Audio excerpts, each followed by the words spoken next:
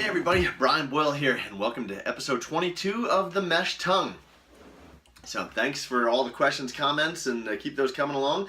Emails, brian@company5k.com, and be happy to answer all those questions and get back to you personally, and then some we'll pick and put on the air here. But hey, today I want to talk to you about ankle braces in particular, and we can talk about braces in general, but ankle braces in particular. I saw somebody that had gone to an emergency room or an urgent care, and they came out with a air splint, those hard plastic shells with the air bladders. I said, the doctor told me to wear this for a week or two and then come back and get this thing checked out. I still can't believe that people are using air splints in today's day and age. 15, 20 years ago came out, they thought these things were great, we're going to immobilize, and the reality of it is that the research has shown that unless you have an ankle fracture, okay, or some sort of thing that you would really need to stabilize the joint itself, the ankle joint, loves to move. So even if you have a sprain of one of the ligaments, okay, the best thing you can do is mobilize or move the joint. All right, what this does is it helps to promote the healing process. It helps to get the fibers, the connective tissue fibers, to loosen up and to form as the scar tissue heals back in, form in the correct positioning. All right, the tension that occurs from the ankle moving around, is designed to actually help promote that healing.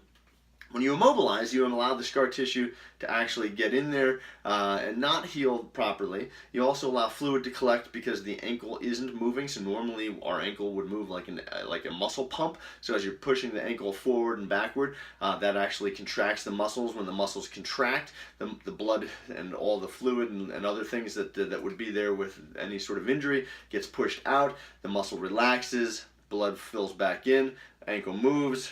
Okay, and so on and so on. So the best thing you can do is actually move the ankle. So if you do have an air splint, okay, reality is that you'd use the air splint, say, hey, you know what, I'm out in the back country, or you're at a game, you're a cross country meet, you're doing whatever. You're trail running, and you say, hey, you know what, I've just twisted my ankle really, really bad. I'm not sure if there's maybe a fracture. Maybe you put the air splint on and get to the emergency room or urgent care, get into a physical therapist, somebody, your doctor's office. Be seen. Once you're seen and evaluated and they've ruled out any sort of fracture, take the air splint off. Even if you use a lace-up brace, okay? There are braces that you can use and you can still work out and run in, all right? These things look like some sort of fabric, maybe with shoelaces around them. Maybe it's just a neoprene sleeve that you can kind of pull up over the ankle to provide you a little bit of stability. Remember, the brace itself is designed to provide some support, maybe a little bit of feedback to the joint itself to say that it's got some protection. But any brace that's external is only as good as the structure underneath it, okay? So, a brace wouldn't help a fracture, okay? It wouldn't help, if there was an actual complete tear to try and heal that. All right, so the brace itself is only going to provide maybe some warmth, some proprioceptive feedback. We're allowing the brain to sense that there's some sort of compression there. May help with some compression to get the swelling out of there. But the reality of it is that you got to get that ankle moving. So even a grade 1 or grade 2, which would be a minor ankle sprain, the best thing you could do is actually to stay on it, okay? To try and run, get your workout in, even if you have to get into the pool for a little bit, to try and get your workout in on a lower impact. Maybe switch up to the bike and kind of cross train for a little bit on the bike. But the key is, and the reality of it is that do not wear an ankle splint.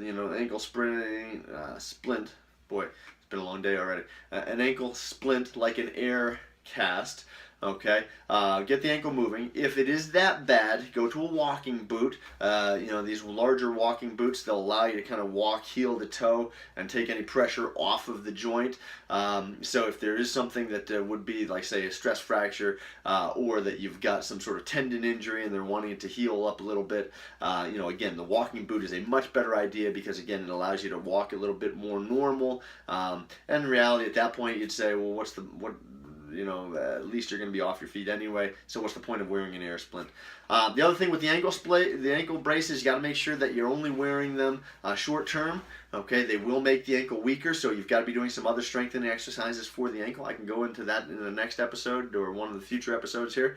I'll go over some ankle exercises. But today's episode, basically, yeah, get out after it. If you do have an ankle injury, the research is showing that even a grade 3, the worst ankle sprain, the surgery isn't always as great. They are doing some things now, so maybe the research will catch up in another couple of years. But as of right now, we don't have any really good research to show that the worst ankle sprain versus surgery versus non-surgery, any outcomes any better versus the two. So.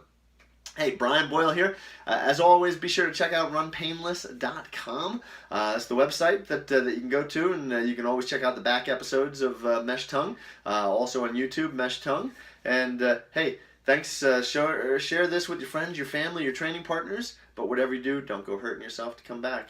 Hey, thanks. Have a great day.